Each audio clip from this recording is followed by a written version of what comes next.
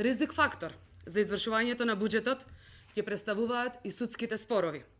Посебно судскиот спор кој е поведен од изведувачот на реконструкцијата на мостот на градската река на улица Трајко Николски.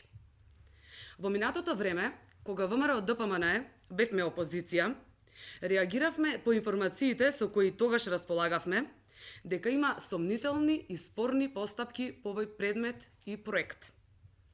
Преку увидот во документацијата може да се констатира дека и покрај поминатиот временски период за реконструкција, првиот договор, кој е склучен на 10.5.2019 година со времетраење од 365 дена, сепак на 18.12.2020 година или 7 месеци по пробиениот рок, склучен е анекс договор, со што вредноста на првичниот договор е зголемен за 4.150.206 денари. Она што исто така интересно е тоа што овој мост беше пуштен во употреба во декември 2020 година во присуство на министерот за транспорт и врски господин Бочварски.